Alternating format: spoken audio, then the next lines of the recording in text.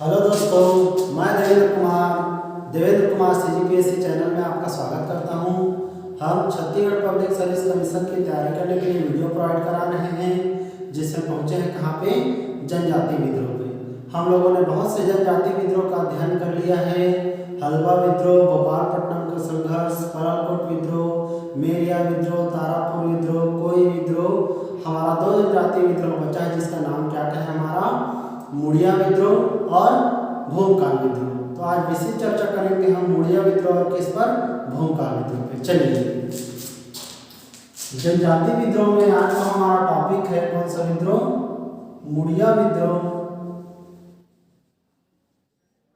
मुड़िया विद्रोह और एक और टॉपिक है हमारा कौन सा, भूमकाल विद्रोह।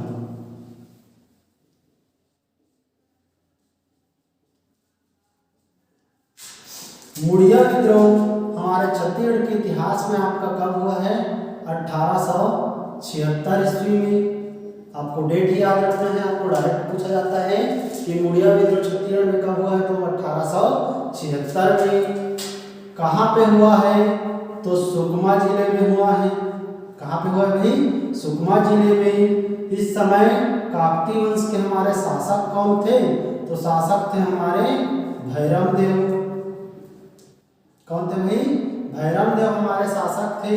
और इस विद्रोह के नेतृत्वकर्ता कौन थे, तो इसके नेतृत्वकर्ता थे झाड़ा सिरहा।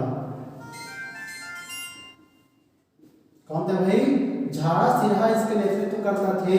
कौन से विद्रोह का, मुड़िया विद्रोह का। झाड़ा सिरहा आपका मुड़िया विद्रोह के प्रमुख नेतृत्वकर्ता है। और कौन से जिले में हुआ है, सुकमा जिले में। ठीक है, इसके कारण की बात करें कि क्या क्या कारण रहा हमारा, जिस कारण से कौन सा विद्रोह हुआ है, मुड़िया विद्रोह हुआ है। तो देखिए इसके कारण, पहला, भैरम देव के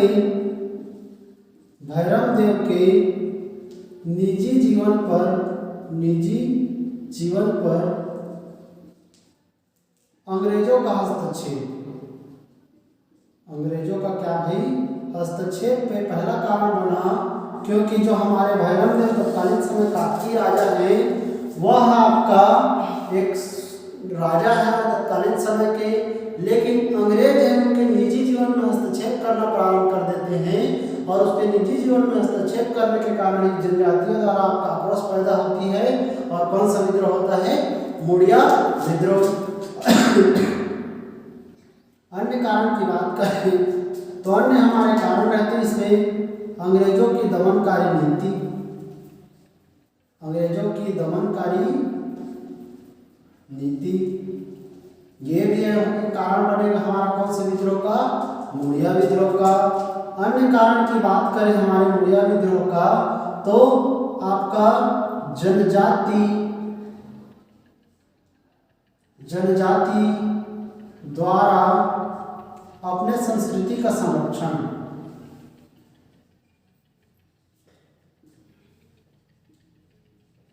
अपने संस्कृति का क्या भाई, संरक्षण। यह भी एक कारण बनेगा हमारे कौन से विद्रोह का, मुड़िया विद्रोह का। एक और कारण की बात करें तो एक दीवान थे जिनका नाम था आपका गोपीनाथ। गोपीनाथ का ये जुल्म करते थे जनजातियों पे, और यह समर्थन करते थे किसका, अंग्रेजों का।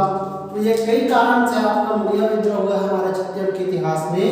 आपको याद रखना है, भैरम देव के निजी जीवन पे हस्तक्षेप एक कारण रहा, अंग्रेजों की दमनकारी नीति एक कारण रहा इनका, जनजातियों द्वारा अपने संस्कृति का संरक्षण एक कारण रहा, और दीवान गोपीनाथ का जुल्म किया जाता था जनजातियों के आपके लिए। इस कारण भी यह विद्रोह हुआ है, कौन सा विद्रोह, मुड़िया विद्रोह। मुड़िया विद्रोह को बस्तर का महान स्वाधीनता संग्राम कहा गया है। यह क्वेश्चन बहुत बार पूछा गया है सिविल सर्विस एग्जाम में कि बस्तर का महान स्वाधीनता संग्राम छत्तीसगढ़ के कौन से जनजाति विद्रोह को कहा गया है। तो याद रखना है आपका मुड़िया विद्रोह। इसके पहले वाले वीडियो में हम लोगों ने देखा था कि आपका बस्तर का महान मुक्ति संग्राम किसको कहा गया था? लिंगियागिरी विद्रोह को। और कोई विद्रोह को बस्तर का आपका क्या कहा गया था भाई? चिपको आंदोलन या छत्तीसगढ़ का चिपको आंदोलन की संज्ञा दी गई थी। लेकिन बस्तर का महान स्वाधीनता संग्राम किस आंदोलन को कहा गया है? तो मुड़िया आंदोलन को कहा गया है। आप याद रखना इसको। इसके कई रीजन थे हमारे, और इसके नेतृत्व कर रहे थे कौन? झाड़ा सिन्हा। झाड़ा सिन्हा के नेतृत्व में यह हुआ है हमारा आंदोलन। और झाड़ा सिन्हा ने आपका एक सशक्त विद्रोह किया अंग्रेजों के खिलाफ, लेकिन यह विद्रोह इनका क्या होता है? असफल हो जाता है, क्योंकि अंग्रेज हैं यार, अंग्रेजों को हम लोग जीत नहीं पाते हैं। और 5 मार्च 1876 को जनजातियों में सम्मेलन होता है जनजातियों का। और 8 मार्च 1876 को मुड़िया दरबार का आयोजन किया जाता है। मुड़िया दरबार का क्या किया जाता है? आयोजन किया जाता है। और एक चीज और याद रखना है, 5 मार्च 1876 को काला दिवस मनाया गया था। कौन सा दिवस मनाया गया था? काला दिवस मनाया गया था। कब की तारीख को भाई? 5 मार्च 1876 को। और 8 मार्च 1876 को मुड़िया दरबार का क्या किया गया? आयोजन किया गया, जिसमें बहुत सारी चीजें आपका मुड़िया दरबार में आपको स्वीकार की जाती है कि अंग्रेज दमनकारी आपका नीतियों का त्याग करेंगे और भैरव देव के निजी जीवन पर कोई भी हस्तक्षेप नहीं करेंगे। तो इस प्रकार देखते हैं कि हमारे जनजाति विद्रोह जो हमारा मुड़िया विद्रोह है वह एक सशक्त विद्रोह रहा है। किसके द्वारा? आपका झाड़ा सिन्हा के द्वारा। और एक पता आपको यह आंदोलन हमारा क्या हो जाता है? असफल हो जाता है मुड़िया दरबार में। लेकिन बहुत सी चीजों को स्वीकार कर लिया जाता है। बहुत सी चीजों को क्या कर लिया जाता है? स्वीकार कर लिया जाता है। जैसे भैरव देव के निजी जीवन पर हस्तक्षेप नहीं करेंगे, अंग्रेजों की जो दमनकारी नीति हुआ है सहानुभूति वाली नीति आपका रहेगी। और इस तरह से हमारा आंदोलन जो है कौन सा आंदोलन? मुड़िया आंदोलन। इसके बाद हमारा आंदोलन है कौन सा आंदोलन? भूमिकाल आंदोलन। देखिए भूमिकाल आंदोलन का अर्थ क्या होता है? तो इसका अर्थ होता है भूमि का कंपन। भूमि का क्या भाई? कंपन इसका अर्थ होता है। और भूमिकाल आंदोलन के नेतृत्वकर्ता कौन है जी? गुंडाधुर। कौन है जी? गुंडाधुर है। और गुंडाधुर को छत्तीसगढ़ का क्या कहा जाता है? छत्तीसगढ़ का तात्या टोपे कहा जाता है। क्या कहा जाता है भाई? छत्तीसगढ़ का तात्या टोपे की संज्ञा दी गई है। इसको? गुंडाधुर। इसको याद रखने के तरीके। और भूमिकाल विद्रोह हुआ कब है? 1910 में। इस समय हमारे कौन से काकतीय राजा थे? तो रुद्र प्रताप देव थे। रुद्र प्रताप देव। तो कुछ इंपॉर्टेंट फैक्टर जो आपका प्री में ज्यादा पूछा जाता है, इसका आप याद रखना है। भूमिकाल विद्रोह कब हुआ है? तो 1910 में हुआ है। इसका शाब्दिक अर्थ क्या होता है? तो भूमि का कंपन होता है। नेतृत्व हमारे कर्ता कौन है? तो गुंडाधुर है।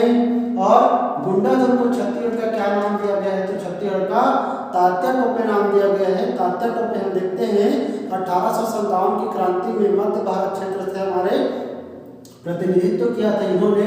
इस समय हमारे काकतीय राजा कौन है? तो रुद्र प्रताप देव है। तो हमारा भूमिकाल विद्रोह को याद रखने के कुछ तरीके हैं, इसको याद रख लेना।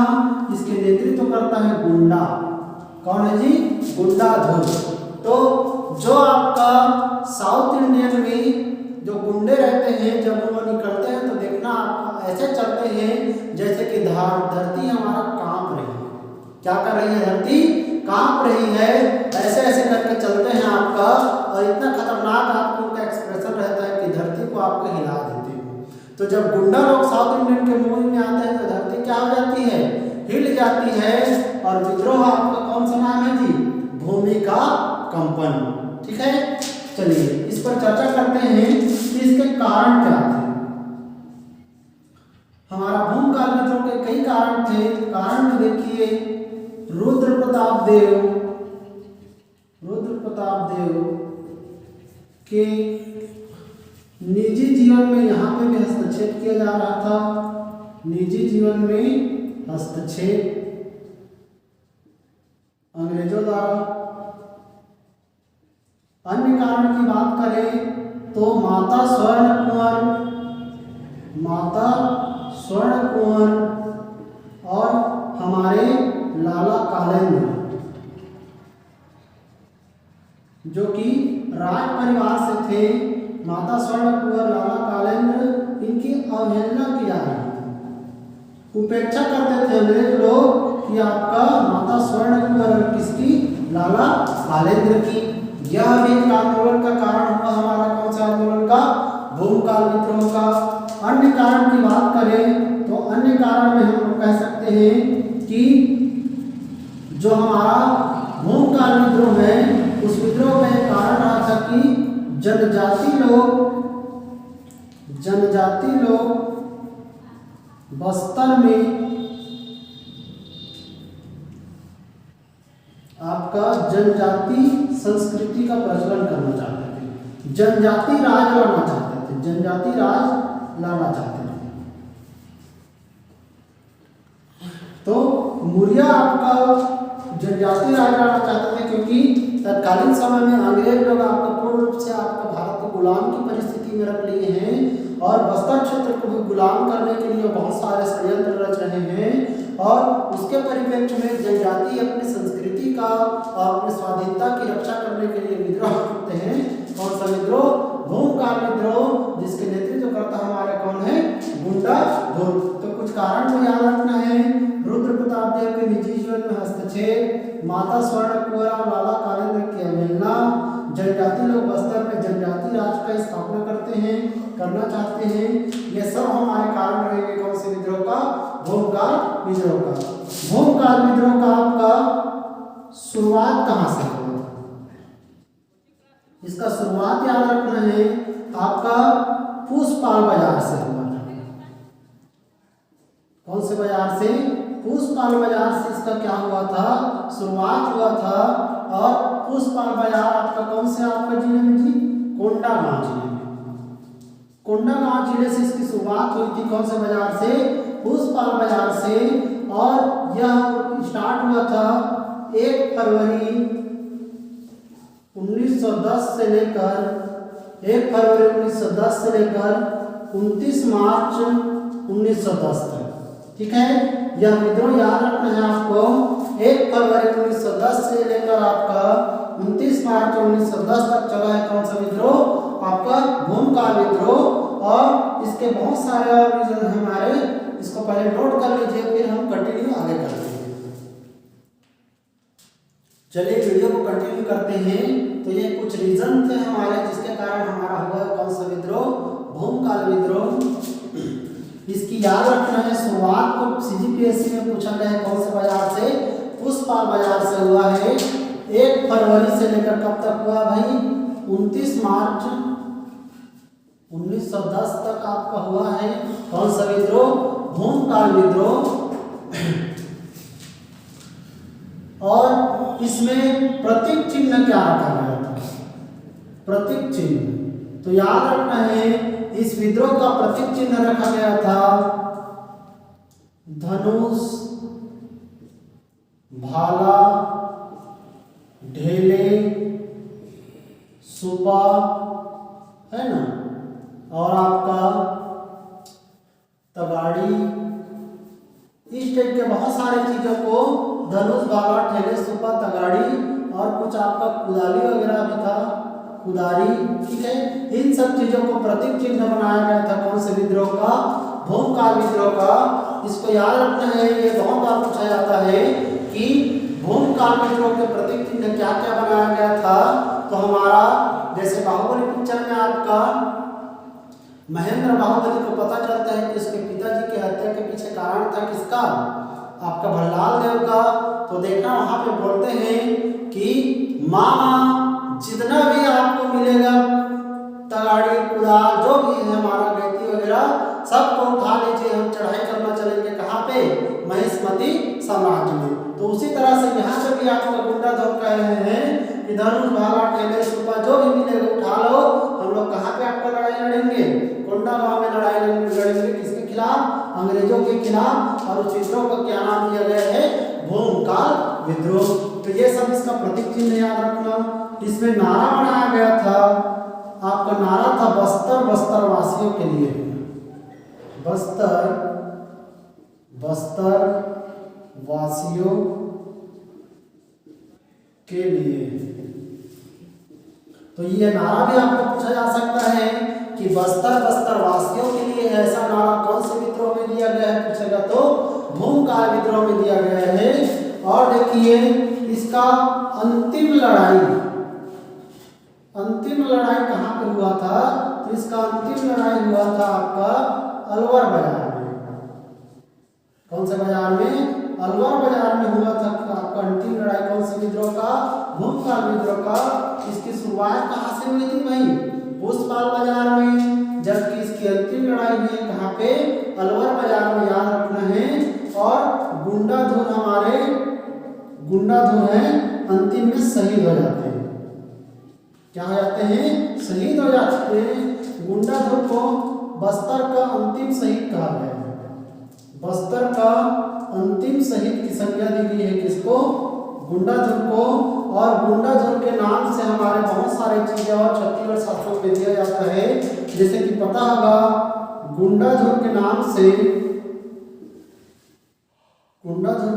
से आपका बस्तर विश्वविद्यालय का नाम रखा गया है।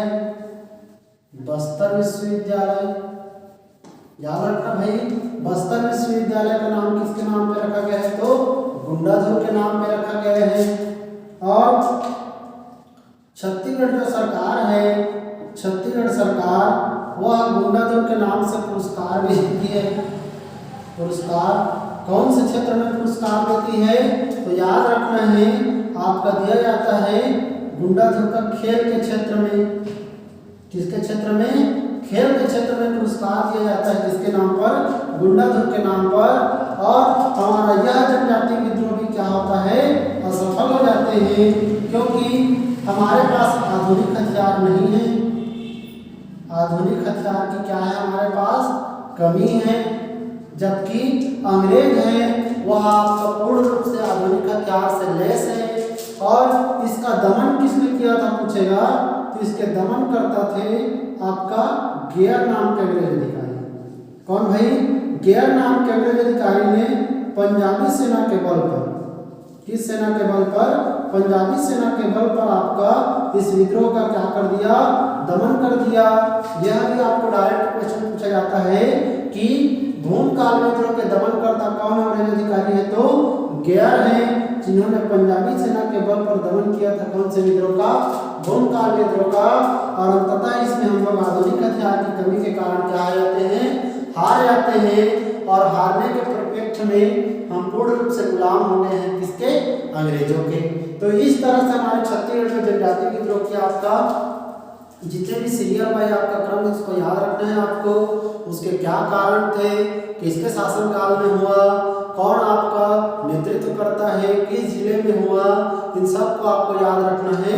हम लोगों ने 9 जनजाति विद्रोह का अध्ययन किया है। कौन कौन से भाई? पहले पढ़ा है हम लोगों ने आपका हलवा विद्रोह। हलवा विद्रोह के बाद हम लोग भोपालपट्टनम का संघर्ष। उसके बाद पढ़ा है हम लोगों ने क्या? अरलकोट विद्रोह, फिर तारापुर विद्रोह, फिर मेरिया विद्रोह, फिर लिंगियागिरी विद्रोह, फिर आपका कोई विद्रोह, फिर मुड़िया विद्रोह, और फिर क्या है हमारा? भूमकाल विद्रोह। इस प्रकार से 9 जनजाति विद्रोह से हमें सिविल सर्विस एग्जाम के आपके एग्जाम में आपका प्री में भी पूछा जाता है और मेंस में भी पूछा जाता है। तो यदि इस तरीके से हम इसको याद करेंगे तो आपका प्री और मेंस दोनों के लिए हम तैयार कर सकते हैं आपका जनजाति विद्रोह को। ठीक है, चलिए इसको नोट कर लीजिए, फिर हम आगे बढ़ते हैं।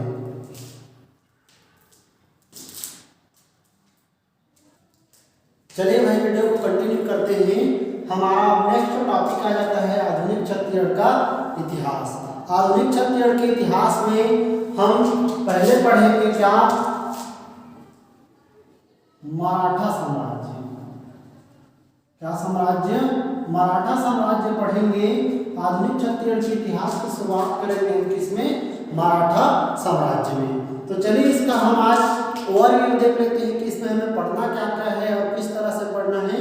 चलिए मराठा साम्राज्य है यह आपका 4 भागों में आपका बांटा गया है। इसको कितने भागों में? 4 भागों में। कौन कौन से भाई? पहला है हमारा प्रत्यक्ष मराठा शासन,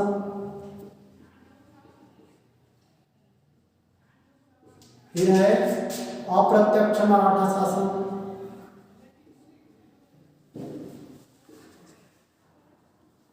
फिर हमारा अंग्रेजों के अधीन मराठा शासन,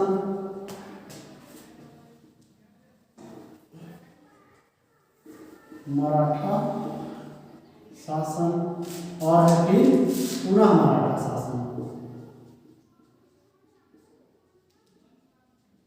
ठीक है, 4 पार्ट में इसको बांटेंगे। कैसे कैसे? प्रत्यक्ष मराठा शासन, अप्रत्यक्ष मराठा शासन, अंग्रेजों के अधीन मराठा शासन, और क्या है? पुनः मराठा शासन। ठीक है, इसमें प्रत्यक्ष मराठा शासन है वह चलेगा 1858 से लेकर 1758 से लेकर 1787 तक। कब से चेक कर ले भाई? 1758 से लेकर 1787 चलेगा प्रत्यक्ष मराठा शासन। फिर 1787 से लेकर 1818 तक चलेगा हमारा कैसा शासन? अप्रत्यक्ष मराठा शासन। अंग्रेजों के अधीन मराठा शासन आपका 1818 से 1830 चलेगा, और पुनः मराठा शासन 1830 से 1854 चलेगा। ठीक है, तो इसको याद करना बहुत ही सरल है आपका। 1758 में प्रारंभ हुआ है और 1854 तक चला है। कैसा शासन? मराठा शासन। प्रत्यक्ष मराठा शासन 1758 से 1787, अप्रत्यक्ष मराठा शासन 1787 से 1818, अंग्रेजों के अधीन मराठा शासन 1818 से 1830, और पुनः मराठा शासन 1830 से 1854। इसको आपको याद रखना है कि आपका किस क्रम में आपका कौन सा मराठा शासन चला है। तो याद चलिए, इसको मैं याद करा देता हूँ आपको। हम स्टार्ट करेंगे 1758 से 1758 से 1787, 1787 से 1818, 1818 से 1830, और 1830 से 1854। क्लियर है? एक बार रिजल्ट कर लीजिए। 1758 से 1787, 1787 से आपका 1818, 1818 से 1830, और 1830 से 1854। क्लियर है? अब इसी पर मैं आपको प्रत्यक्ष मराठा शासन चलाएंगे कौन? बिंबाजी भोसला। कौन चलाएंगे भाई? बिंबाजी भोसला चलाएंगे। कैसा शासन? प्रत्यक्ष मराठा शासन। अप्रत्यक्ष मराठा शासन चलाएंगे व्यंकोजी भोसला। कौन चलाएंगे? व्यंकोजी भोसला चलाएंगे। कैसा शासन? अप्रत्यक्ष मराठा शासन। अंग्रेजों के अधीन में जो मराठा शासन चलेगा उसको चलाएंगे प्रथम ब्रिटिश रेजिडेंस। प्रथम ब्रिटिश रेजिडेंस थे जेनकिंस। कौन थे भाई? जेनकिंस थे, यह चलाएंगे। और पुनः मराठा शासन चलाएंगे हमारे रघुजी तृतीय। कौन चलाएंगे? रघुजी तृतीय हमारे चलाएंगे पुनः मराठा शासन। तो इसको भी आप कंपल्सरी याद रख सकते हैं। प्रत्यक्ष मराठा शासन कौन चलाएगा? तो बिंबाजी भोसला। अप्रत्यक्ष मराठा शासन कौन चलाएगा? तो व्यंकोजी भोसला। अंग्रेजों के अधीन मराठा शासन कौन चलाएगा? तो प्रथम ब्रिटिश रेजिडेंस थे जेनकिंस, ये चलाएंगे। और पुनः मराठा शासन कौन चलाएंगे? तो रघुजी तृतीय चलाएंगे। ठीक है, इसके बाद चलिए हम लोग देखते हैं कि प्रत्यक्ष अप्रत्यक्ष अंग्रेजों के अधीन और पुनः मराठा शासन का अर्थ क्या है। प्रत्यक्ष मराठा शासन का अर्थ है कि जो बिंबाजी भोसले हैं वो कहाँ पे रहकर शासन करेंगे? आप छत्तीसगढ़ में ही रह के शासन करेंगे प्रत्यक्ष रूप से। इस कारण इसको हम क्या शासन कहते हैं? प्रत्यक्ष मराठा शासन। हम लोगों ने कलचुरी वंश के इतिहास में देखा था। कलचुरी वंश के इतिहास में मराठों का आक्रमण हुआ। मराठों के आक्रमण के फलस्वरूप जो कलचुरी वंश के अंतिम राजा थे वो परास्त हो गए थे। किनसे? मराठों से। हम लोग को देखा था 1741 में आपका भास्कर पंत का आक्रमण होता है आपका सरदार सिंह के शासनकाल में और वो परास्त हो जाते हैं। 1750 में हमारे अमर सिंह के शासनकाल में रघुजी द्वितीय का आक्रमण होता है, वो परास्त हो जाते हैं। इस तरह से कलचुलिया आपका पूर्ण रूप से परास्त हो जाते हैं किस पर? मराठा शासन में। और मराठा लोग छत्तीसगढ़ में आपका शासन करेंगे, जिसमें पहला शासन है कैसा शासन? प्रत्यक्ष मराठा शासन करेंगे कौन? बिंबाजी भोसला। बिंबाजी भोसला हमारे छत्तीसगढ़ में ही उपस्थित रहेंगे और छत्तीसगढ़ में उपस्थित रहने के फलस्वरूप उन्होंने शासन किया। इस कारण को हम कहते हैं क्या? प्रत्यक्ष मराठा शासन। दूसरा है हमारा क्या शासन? अप्रत्यक्ष मराठा शासन चलाएंगे कौन? वेमकोजी भोसला। इन्होंने क्या विचार दिया? वेमकोजी भोसला रहेंगे नागपुर में। कहाँ रहेंगे भाई? नागपुर में रहेंगे और छत्तीसगढ़ में नियुक्त करेंगे सूबेदार। क्या नियुक्त करेंगे भाई? सूबेदार नियुक्त करेंगे और सूबेदार के माध्यम से शासन चलाएंगे। इस कारण इसको क्या नाम दिया है? अप्रत्यक्ष मराठा शासन। जैसे कि हम वर्तमान में जो आपका ऑनलाइन वीडियो बना रहे हैं वह स्टडी के लिए अप्रत्यक्ष स्टडी है। कैसे स्टडी है? अप्रत्यक्ष स्टडी। मैं कहीं और जगह पे आपका प्रेजेंट हूँ और कहीं और जगह से आप क्या कर रहे हैं? देख रहे हैं। यह आपका वर्चुअल है, आभासी है, ठीक है। उसी तरह से वेमकोजी भोसला बैठेंगे कहाँ पे? नागपुर में और छत्तीसगढ़ में नियुक्त करेंगे क्या? सूबेदार। इसी कारण इस शासन को सूबा शासन कहा गया है। क्या कहा गया भाई? सूबा शासन की संज्ञा दी गई है क्योंकि सूबेदार ने आपका छत्तीसगढ़ में रहकर क्या किया है? अप्रत्यक्ष मराठा शासन। फिर हम देखेंगे कि जेनकिंस है प्रथम ब्रिटिश अधीक्षक, वो आपका शासन करेंगे। इसमें आपका इन्होंने अधीक्षकों के माध्यम से शासन किया। किसके माध्यम से शासन किया? अधीक्षक के माध्यम से शासन किया। और अधीक्षक के शासन के कारण इसको अधीक्षकीय शासन व्यवस्था कहा गया है। और पुनः मराठा शासन रघुजी द्वितीय चलाएंगे। यह आपका सूबेदार के जगह में नियुक्त करेंगे जिलेदार। क्या नियुक्त करेंगे? जिलेदार नियुक्त करेंगे और जिलेदारों के माध्यम से शासन करेंगे। इस कारण इसको जिलेदारी शासन व्यवस्था कहा गया है, ठीक है। तो याद रखना है हमें, ठीक है। बिंबाजी भोसला कैसे शासन करेंगे? प्रत्यक्ष मराठा शासन। अप्रत्यक्ष मराठा शासन कौन करेंगे? वेमकोजी भोसला।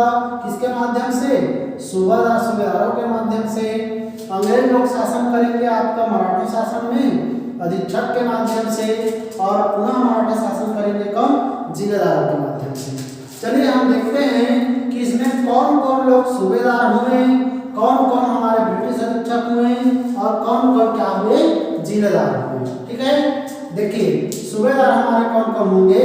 तो हमारे सूबेदार होंगे महिपत राव दिनकर, फिर हमें विठल राव दिनकर है हमारे, फिर है हमारे भवानी कालू। कौन बनेंगे यार? भवानी कालू। फिर हमें केशव गोविंद। फिर है हमारे बिकाजी गोपाल। फिर इसी में हमारे आप मिलेंगे हमें सीताराम टाटिया। इसी में मिलेंगे हमें और यादव राव दिनकर। तो इसको विस्तृत चर्चा हम नेक्स्ट वीडियो में करेंगे। अब इसके पर ढांचा याद रख लीजिए कि अप्रत्यक्ष मराठा शासन जो सूबेदारों के माध्यम से चला है, तो कौन कौन सूबेदार नियुक्त हुए हैं? महिपत राव दिनकर, विठल राव दिनकर, भवानी कालू, केशव गोविंद, बिकाजी गोपाल, सीताराम टाटिया और यादव राव दिनकर। हमारे प्रथम है महिपत राव दिनकर और अंतिम सूबेदार है यादव राव दिनकर। इसी प्रकार जेनकिंस से अधीक्षक के माध्यम से शासन किया है। तो कौन कौन अधीक्षक आपका होंगे? तो एडमंड एगेन्यू, हंटर सैंडीज, विल्किंसन, और एक अंतिम है क्रॉफर्ड। ठीक है, ये हमारे अधीक्षक होंगे कौन कौन? Edmund, Avenue, Hunter, sandwich, Wilkinson, Crawford. ये सभी हमारे कैसे शासन होंगे भाई? अधीक्षक शासन। याद करना बहुत ही सरल है। Edmund, Avenue, Hunter, sandwich, Wilkinson, Crawford 4 बार बोलेंगे। Edmund, Avenue, Hunter, sandwich, Wilkinson, Crawford, तो ऐसे ही याद हो जाएगा। ठीक है, क्या क्या नाम है? Edmund, Avenue, Hunter, sandwich, Wilkinson और क्रॉफर्ड। इसी तरह से रघुवीर तृतीय ने शासन किया किसके माध्यम से? जिलेदारों के माध्यम से। तो कौन कौन जिलेदार होंगे हमारे? कौन कौन होंगे भाई? बहुत सारे जिलेदार होंगे हमारे। कृष्णराव अप्पा, अमृतराव अप्पा, सदरुद्दीन, दुर्गाराम, इंटुकराम, सखाराम बापू, इसी में और मिलेगा गोविंद राम और गोपाल राम।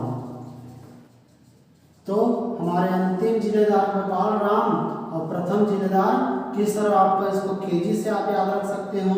कृष्णराव और गोपाल राव हमारे जिलेदार होंगे।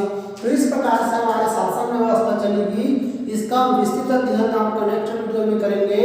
अभी इसको आपका एक ढांचा याद रख लेना है कि कौन कौन शासन किए, कैसा शासन किए, कौन कौन अधीक्षक होंगे, कौन कौन आपका सूबेदार होंगे और कौन कौन जिलेदार होंगे। ठीक है, इसको हम नेक्स्ट वीडियो में एक्सप्लेन करेंगे।